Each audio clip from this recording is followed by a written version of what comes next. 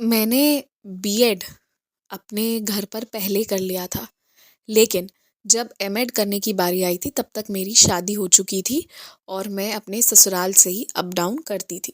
मेरी शादी का एक ही शर्त था जो मैंने अपने तरफ से रखवाया था, और वो ये था कि मैं आगे नौकरी करूँगी, मैं घर पे नहीं रहूँगी। और इस शर्त के लिए मेरे ससुर जी जो थे वो मान गए थे, और मेरे घर से दहेज वगैरह भी बहुत मिला था उस समय मेरे ससुराल वालों को। तो मेरी इसी शर्त पे शादी हुई थी कि मैं जॉब करूँगी, और प्लस दहेज भी मिला, और जॉब भी करूँगी तो पैसा तो घर ही पे आना था। तो इस चीज़ के लिए सब मान गए। जब मैं जाती थी, एमएड करती थी, तो मेरी सासू माँ ना मुझे बहुत टॉर्चर करती थी। और आप मानिए, मैं सिर्फ बाबा का नाम लेके मैंने वो समय गुजारा है। जब मैं एमएड करती थी तो जो भी मेरा ट्रेन का किराया और जितना भी मेरा किराया आता था जाने आने का, वो मिला के मुझे तकरीबन 3 से 3,500 रुपए चाहिए थे, जो मुझे हर महीने चाहिए थे ट्रैवल करने के वजह से। और जो थोड़ा बहुत बहुत ज़रूरी होता था कि एक कप चाय पीना बहुत ज़रूरी है, तो वहाँ के लिए। और वो एक कप चाय के लिए भी मैंने क्या किया था ना कि मैं एक थर्मस में चाय बना के ले जाती थी जिस दिन घर पे मेरे लिए दूध रहता था। मैं सुबह, बहुत सुबह 3 बजे उठती थी। कभी कभी तो 2:30 बजे रात को ही मुझे उठना पड़ता था, और मैं सुबह उठ के ही सबका खाना बना देती थी। और उसके बाद मैं एक थर्मस में चाय लेके और अपना सारा नाश्ता वगैरह पैक करके 4:15 में, मुझे याद है 4:15 होते होते तक मैं सारा काम ख़त्म कर चुकी होती थी, और मैं निकल जाती थी। स्टेशन पास में ही था घर के, और लगभग 4:45 के अराउंड में ट्रेन आती थी जो मुझे शहर छोड़ देती थी। तो ये मेरी रूटीन रहती थी।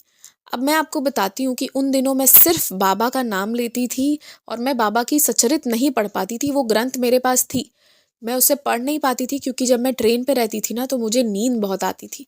लेकिन वहाँ पर हम सो नहीं सकते थे, उन दिनों चोरी वगैरह की घटनाएं भी बहुत होती थी। तो मुझे आँख खोल के जागे रहना पड़ता था, तो मैं जगी रहती थी, और मैं जाग कर अपना ही कोई पढ़ाई करती थी, और बस रास्ते में बाबा को स्मरण करती थी। मैं सच्चरित वहाँ पे नहीं पढ़ती थी, और फिर मैं पहुँच जाती थी। और बाकी तो मुझे दिन में जो भी अपना काम करना होता था मैं करती थी, और मैं जाते ही सुबह सुबह एक बच्चे को ट्यूशन पढ़ाती थी सबसे पहले, क्योंकि मैं बहुत अर्ली पहुँच जाती थी। और अर्ली जाने का रीज़न भी ये था क्योंकि इसके बाद जो ट्रेन थी ना वो बहुत देर से पहुँचाती तब, क्योंकि जो दूसरी ट्रेन थी वो दोपहर के समय की थी, तो मेरा काम नहीं हो सकता था। तो जो मॉर्निंग वाली ट्रेन थी मैंने वो ट्रेन ले ली थी, और मैं मॉर्निंग वाली ट्रेन से ही मैं चली जाती थी। तो अब क्या था ना कि वहाँ पे मैं पहले एक बच्चे को पढ़ाती थी, और फिर मैं वहीं उसी घर में मुझे बाबा की कृपा से 2 बच्चे को पढ़ाने का मौका मिला। और ये बात ना मैंने घर पे सबसे छुपा के रखी थी। ये बात मैंने अपने ससुराल और अपने हस्बैंड को भी नहीं बताया था, क्योंकि मेरे हस्बैंड ना मुझे उतना पैसा देते नहीं थे। तो अगर मैं ये ट्यूशन मैं पढ़ा रही हूँ, अगर मैंने ये बता दिया होता, तो मुझे वो बिल्कुल पैसा नहीं देते कि तुम्हारे तो आने जाने का खर्च निकल ही जाता है। और नई नई शादी हुई थी, मेरे खुद के भी कुछ शौक रहते थे कि कुछ छोटी मोटी चीज़ भी लेनी है ना, तो मुझे 100 बार सोचना पड़ता था। मेरे घर पे एक मेड भी रखी गई थी, मैं आपको बताती हूँ, जो झाड़ू पोछा बर्तन वगैरह करती थी, और बेसिकली वो मेरी सासू माँ की सेवा के लिए थी। उनके कपड़े मोड़ना, उनका हर एक काम करना जो वो कहे, मगर सिर्फ उनका काम करना, बाकी पूरे काम को करने के लिए मैं ही एक तरह की मेड हुआ करती थी उस घर के लिए। तो भी मैंने बाबा का नाम लिया, मुझे नहीं पता मुझे कहाँ से शक्ति मिलती थी। मैं खूब सुबह उठ के मेहनत करती थी 3 बजे सुबह से उठकर। और उसके बाद जो है मेरे जो हस्बैंड हैं, वो उनके साथ ऐसा सीन था ना कि वो जाते थे, वो प्राइवेट स्कूल में पढ़ाते थे, और वो उनको कोई ये नहीं था कि उनको नौकरी करनी है, अच्छी नौकरी करनी है, चाहे कुछ भी, वो अपना जैसा था वैसे में वो अपना कराते थे। तो अब क्या हुआ ना कि मैं रोज़ जाती थी, आती थी। बाबा की कृपा से पहले तो मुझे मेरे हस्बैंड जो थे वो मुझे 2,000 रुपए दे दिया करते थे, और मैंने जो ट्यूशन वगैरह पढ़ाई उससे मुझे फिर और पैसे मिलने लगे, तो मेरे कुछ पैसे बचने लगे थे। तो मैंने ना क्या किया था कि मैंने शहर में ही एक अकाउंट खुलवा लिया था, और मैं वो पैसे वहीं जमा कर देती थी। और जिस तरह से घर की स्थिति थी ना, मुझे लगता था कि अगर मुझे कभी भी कुछ भी आर्थिक ज़रूरत पड़े उस उन दिनों ना मेरी सासू माँ की बहुत चलती थी। मेरे ससुर जी भी बहुत अच्छे थे, पर मेरी सासू माँ ना बहुत ऐसी थी कि वो सिर्फ़ अपना सोचती थी और किसी का नहीं। और उनको मतलब ये रहता था ना कि अगर मेरे घर मेरे हस्बैंड और हम लोग जाएँ भी, तो इनका कुछ खर्च नहीं होना चाहिए। और अच्छा थोड़ी लगता है कि दामाद भी अच्छे कमा रहे हों, तो भी कुछ भी नहीं लेके जाए। मतलब एक डब्बा मिठाई तो लेके जा सकते हैं। तो मैं वो जो पैसे बचाती थी ना, मैं उससे लेके जाती थी कि हमारी इज़्ज़त बचे। मेरे हस्बैंड बुरे इंसान नहीं थे या बुरा बर्ताव नहीं करते थे, बट वो सिर्फ अपनी माँ की ही सुनते थे। वो इस चीज़ से कभी निकल नहीं पा रहे थे कि अब उनकी शादी हो गई है। मैं उनको कभी उनके माँ से निकलने नहीं कह रही थी, पर मैं ये कह रही थी कि अब मुझे भी उनको एक्सेप्ट करना था, जो कि वो नहीं करते थे। खैर, मैंने अपनी पूरी एमएड करी और मैंने बाबा का नाम लिया और मैंने खूब पढ़ाई की। मैंने मतलब हर एक जितना भी कण मेरे अंदर था ना, मैंने सब कुछ झोंक कर मैंने खूब पढ़ाई की और साथ ही साथ मैंने नौकरी जॉइन कर ली थी। मैंने जब अपने हस्बैंड के स्कूल में ही जॉइन करने का सोचा था, लेकिन फिर मुझे ये लगा ना कि यहाँ पे अगर मैं जॉइन कर लेती हूँ, तो 2 चीज़ है। एक तो मतलब स्कूल वालों से इनका इतना ये है कि पैसे मेरे हाथ में आएँगे नहीं। मैं दिन भर काम करूँगी और एक पैसा भी मेरे हाथ में नहीं आएगा। वो जाएगा मेरे हस्बैंड के थ्रू मेरी सासू माँ के ही पास। और ये चीज़ तो मैं बर्दाश्त कतई नहीं कर सकती थी और मैं लड़ाई भी नहीं कर सकती थी इन लोगों से। तो मैंने जो है ना वो डिसाइड किया कि मैं पढ़ाई भी करूँगी और मैं शहर में ही एक स्कूल मुझे मिली और आप यकीन मानेंगे जितनी मेरे हस्बैंड की सैलरी थी ना उसकी डबल सैलरी ये सिर्फ मेरे बाबा की वजह से हुआ, वरना मेरा कोई एक्सपीरियंस भी नहीं था, पर मुझे ऑफ़र हुआ। और वो भी कैसे ना कि मैं जब यहाँ से जाती थी तो मैं पहले ट्यूशन पढ़ाती थी 1 डेढ़ घंटे सुबह पहुँच के, क्योंकि फिर वो बच्चे को स्कूल जाना रहता था और फिर वहाँ से निकल के मैं अपनी एक सहेली के घर पे जाती थी। और मैं अपनी उस सहेली के घर पे जाकर उसने मुझे एक कमरा दे रखा था, जिसके लिए मैं उसको हमेशा कहती भी थी कि तुम मुझसे कुछ पैसे ले लो या कुछ भी, पर वो मुझे बहुत प्यार करती थी और उसने मना कर दिया था। तो मैं वहाँ पे ना 1 घंटा सोती थी, 1 डेढ़ घंटा मैं आराम करके फिर मैं अपना काम करने में लग जाती थी और अपनी पढ़ाई करती थी। तो ना उसके जो फैमिली वाले थे वो लोग मुझे जानते थे कि मैं ऐसी हूँ, तो उनके रेफरेंस से मुझे ये जॉब मिली थी और मेरी जॉब बहुत अच्छी लग गई थी। तो मैं ये जॉब करी थी स्कूल में और मैं अपने गवर्नमेंट एग्ज़ाम का भी मैंने तैयारी करना शुरू किया। अब मैं बाबा की भक्ति कैसे करूं, पर मुझे पता था कि देंगे तो सिर्फ साईं, नहीं तो कोई नहीं। तो मैंने ना उन्हीं दिनों गुरुवार व्रत की शुरुआत करी। मैंने बाबा के गुरुवार व्रत का ठाना, वैसे तो लोग नव गुरुवार व्रत की बात करते हैं, पर मैंने पूरे 1 साल गुरुवार व्रत किया और मैंने पूरा ही नमक छोड़कर केवल फलाहार किया। और मैं गुरुवार के गुरुवार अन्नदान करती थी, वो भी मैं सबका सुबह नाश्ता बनाती थी तो उसके साथ में बना लेती थी। अब मैं इस स्कूल में काम करती थी तो मुझसे यहाँ की तनख्वाह पूछी गई थी घर पे कि मैं कितना कमाती हूँ। तो मैंने बताया, पर मैंने बहुत कम बताया। मैंने अपने हस्बैंड से भी कम अमाउंट बताया, जिससे कि ये रहे कि मुझसे मांगा भी जाए तो बहुत नहीं, इतना ही मांगा जाए जितना मैं दे पाऊँ या जितना एक उचित हो और मेरे हस्बैंड को भी नहीं लगे कि मैं उनसे ज़्यादा कमा रही हूँ।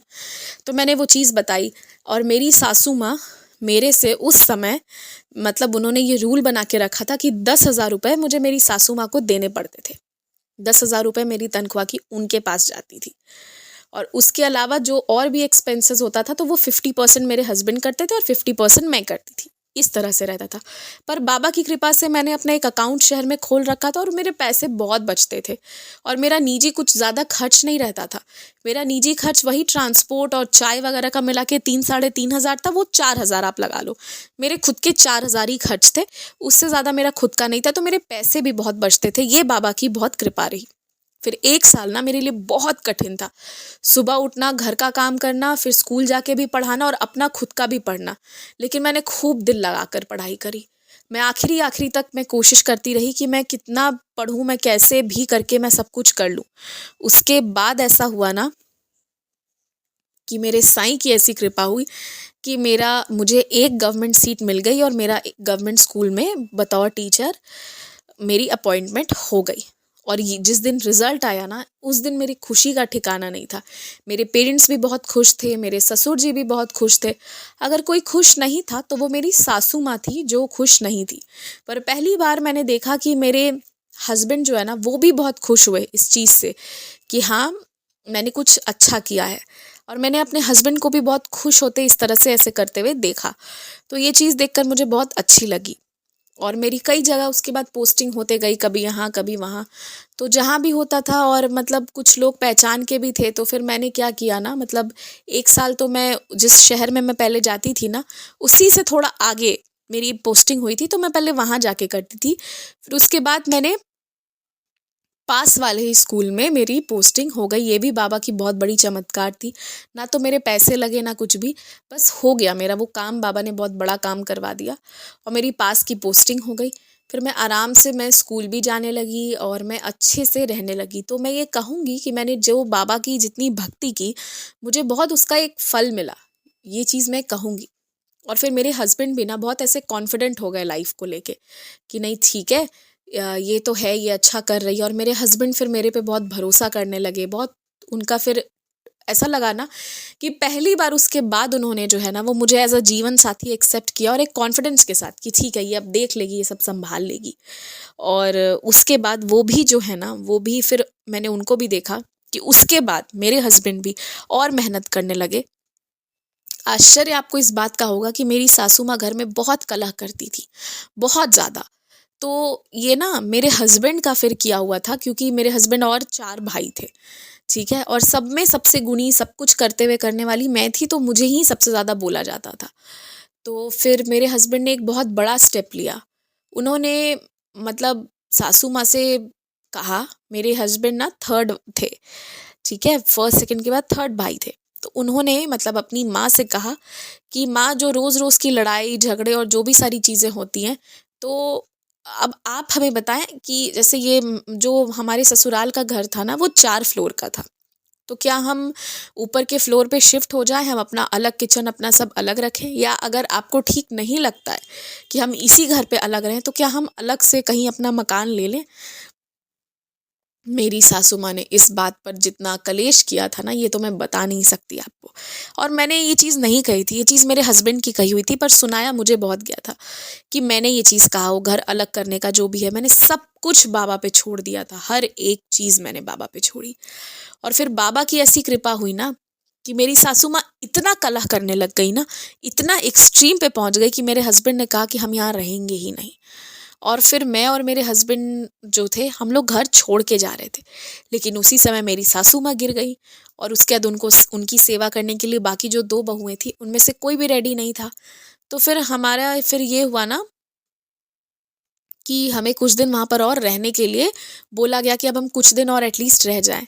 जब हम ये कुछ दिन और रह गए ना, तो उस समय जो एक लड़का और आता था, रोज़ सुबह आता था, वो भी उनको कुछ-कुछ एक्सरसाइज़ और जो भी कराने के लिए, क्योंकि उनकी एक्सीडेंट हुई थी तो हाथ वगैरह फूले थे, हाथ में भी चोट आए थे, मगर मेजरली पैर उनका टूटा था। तो जो लड़का आता था उसने क्या किया ना, फिर उसने मेरी सासू माँ जो हैं, उनको जब वो कर उसने हमें एक ज़मीन के बारे में बताया कि यहाँ पर एक बहुत अच्छी ज़मीन है, क्या आप लेना चाहेंगे? वो थोड़ा और अंदर था गाँव में। तो हमने कहा कि हम लेना चाहेंगे। तो हमने ना वो ज़मीन खरीदी, और इसके बारे में मेरे हस्बैंड ने कहा कि आप किसी को बताना मत। और इस आपको मैं बताती हूँ, मैं बहुत शान से ये बात कह सकती हूँ कि ये ज़मीन बाबा ने मेरे माध्यम से हम दोनों को दिलवाई थी। इस मेरे उस पे पास हुआ और वो ज़मीन खरीदाई। और आप एक बात जानते हैं, बाबा की ऐसी लीला, जो आदमी अपनी माँ के बिना 1 सेकंड कुछ नहीं करता, उसने अपनी माँ को नहीं बताया, और बिना कुछ बताए हमारा भूमि पूजन चुपचाप हुआ। और मेरे ही घर वाले आए थे, और मैंने इनको बहुत कहा था कि हम ऐसा नहीं करेंगे, पर इन्होंने कहा, ये जानते थे कि और इनके भाई और जो भी हैं सब तंग कर देंगे, तो इन्होंने अलग से भूमि पूजन करवाई।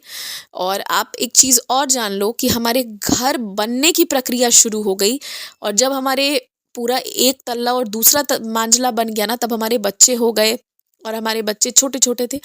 तब जाके वो घर जब कंप्लीट हुआ, 2 तल्ला 3 तल्ला करके, उसके बाद जाकर मेरे हस्बैंड ने बताया कि हमने एक घर लिया है। उसकी हिस्ट्री नहीं बताई, बताया कि हमने इंस्टेंट एक घर खरीदा है, तब जाकर उन्होंने बताया। और उसी घर पे उसको हमने ना फ्लैट्स के फॉर्म में बनवाया था उसी समय, जिसके सबसे नीचे में मेरे हस्बैंड ने उसके बाद कोचिंग चलाना शुरू कर दिया है। और वो आज तक मतलब इस घर पे हमारे कोचिंग चल रही है, बहुत अच्छी चलती है। ये सब बाबा के आशीर्वाद से हो पाया। तो मैंने बहुत स्ट्रगल भरा फेज़ देखा, बहुत स्ट्रगल भरा। और हम वो लोग नहीं थे जो हम ना किसी चीज़ को छोड़ के आए। तो जो हमारा घर भी बना ना, तो हमारा वहाँ पे भी कमरा, हमने अपना एक फ्लैट खूब अच्छे से रेडी करा लिया, सब कुछ करा लिया। मेरे हस्बैंड वहाँ सुबह स्कूल में पढ़ाते थे, शाम में पूरा दिन वहाँ रहते थे। लेकिन हमारी सासू माँ के वजह से ना हम इसी घर पे सोने आते थे और हम इसी घर पे रहते थे। और मेरी सासू माँ जो थी ना, वो बहुत कलह करती थी, बहुत ज़्यादा। इस चीज़ का आभास ना मेरे ससुर जी को बहुत अच्छे से था और वो चाहते थे कि हम लोग अलग हटे, अपना जीवन जिए। पर मेरी सासू माँ इस चीज़ के लिए भी नहीं छोड़ती थी, बिल्कुल नहीं छोड़ती थी। और ना ही वो यहाँ से कहीं और जाती, वो दूसरे घर पे भी नहीं जाती। जो हमारा घर था, वो अपना घर भी नहीं छोड़ती, हमें जाने भी नहीं देती, क्योंकि उनकी बाकी कोई भी सेवा नहीं करता उनका। तो खैर मुझे कुछ समझ नहीं आता था कि जीवन का क्या हो रहा है, कैसे हो रहा है। लेकिन जब मेरे सबसे छोटे देवर की शादी होने वाली थी ना, उसके पहले ही मेरी सासू माँ की डेथ हो गई और उनकी तबीयत बहुत बिगड़ गई। पर ये बात सच है कि मरने से पहले उन्होंने मुझे बहुत आशीर्वाद दिया। और जब उनकी डेथ हुई तो उसके बाद हमने ही अपने देवर की बहुत अच्छे से शादी वादी सब कराई, सब कुछ कराया। फिर हमारे ससुर जी के सहित हम लोग अपने घर पे आ गए और हमारा एक फ्लैट वहाँ पे भी है। जो ससुर जी ने 4 वो बना के रखे, तो उसमें से एक फ्लैट हमारा वहाँ पे भी है। तो उस फ्लैट को ना हमने मतलब ऐसे नॉर्मल सा कर दिया है और उसमें ना तो हमने किराया लगाया है, कुछ भी नहीं किया, वो बंद ही रहता है। हम कभी कभी जाते हैं। आज भी वहाँ पे यादें भी बहुत जुड़ी हैं। ऐसा नहीं, मेरे ससुर जी बहुत अच्छे इंसान हैं और वो आज भी हमारे साथ है। मेरे ससुर जी जो हैं, वो ना उन्होंने एक स्टेप लिया। लोग कहते हैं ना कि एक बार जो कोई घर बना ले वो अपना घर नहीं छोड़ता, पर मेरे ससुर जी हमारे साथ रहने आ गए। इसके वजह से आज के डेट में हमारे बच्चों को अच्छी परवरिश मिल रही है, वो बहुत एजुकेटेड हैं, तो वो बहुत अच्छे से रख रहे हैं और हम लोग खुश हैं आज के डेट में। मेरे ससुर जी भी खुश हैं, जो भी है जीवन में, मगर हम लोग आज खुश हैं, अच्छे हैं। और थोड़ा घर से अलग भी रह रहे हैं ना, तो भाइयों में प्रेम भी अब थोड़ा अधिक है पहले से ज़्यादा। तो बस यही मैं कहना चाहूँगी कि बहुत कष्ट मैंने सहा, बहुत तरीके का, मैं बता भी नहीं सकती, बहुत तरीके का। कभी कभी ऐसा भी होता था ना कि मेरी सासू माँ, बारिश हो रही है, कुछ भी हो रही है, उनका सब हट गया, मेरा ऐसे ही रह जाता, तो मेरे पास पहनने को अगले दिन की साड़ी नहीं होती थी। मैं गीला कपड़ा भी पहन पहन के गई हूँ, मैंने ये दिन भी देखा है। पर मैंने मेहनत से मुंह नहीं मोड़ा। मैंने भी ठान लिया था, सोच लिया था कि मैं अपना खुद का एक अच्छा जीवन व्यतीत करूंगी और ये कोई नहीं होते हैं मुझे रोकने वाले। जैसे मुझे जीना है, मेरे साईं है और मेरे साईं के रहते कोई मुझे नहीं रोक सकता। किसी को इतना हक नहीं है। अगर मैं कहीं गलत रहूंगी तो बाबा रोकेंगे मुझे, और यकीनन यही हुआ। मुझे बाबा ने एक अच्छा जीवन दिया अपना आशीर्वाद के साथ। तो यही है मेरा अनुभव। जय साई राम। रिस्पेक्टेड डिवोटीज, मैं ये कहना चाहूँगी कि आजकल जो मैं ये नरेशंस के फॉर्म में आप लोगों को एक्सपीरियंस सुनाती हूँ, कई लोगों को लग जाता है कि ये मेरा एक्सपीरियंस है, पर ये मेरा एक्सपीरियंस नहीं है। मैं कुछ एक्सपीरियंसेस को ना उन डिवोटीज के ही नरेशन के फॉर्म में सुनाती हूँ। उसको मैं अपने से नरेट करके नहीं सुनाती हूँ कि एक डिवोटी है, ऐसा हुआ वैसा हुआ। मैं एग्जैक्ट वैसे ही रीड करने की कोशिश करती हूँ जैसा उन्होंने मुझे मैसेज किया था। तो ये सारे मेरे एक्सपीरियंसेस नहीं है। वरना मैं देखती हूँ बहुत लोग बहुत कंसर्न हो जाते हैं मेरे लिए कि आप कैसे हो, कैसे सब कुछ करते हो। तो जितने भी इस तरह के मेरे खुद का अगर कोई अनुभव होगा ना, तो मैं उसको एक्सप्रेसली पहले मेंशन करूँगी कि दिस इज़ माय एक्सपीरियंस, ताकि आप लोग को समझ में आ जाए कि ये मेरा ही अनुभव है। तो बस जय साई राम। अगर आपका कोई एक्सपीरियंस है तो ज़रूर शेयर करें। ईमेल आईडी और व्हाट्सएप नंबर आपको स्क्रीन में और डिस्क्रिप्शन में दोनों जगह अवेलेबल है।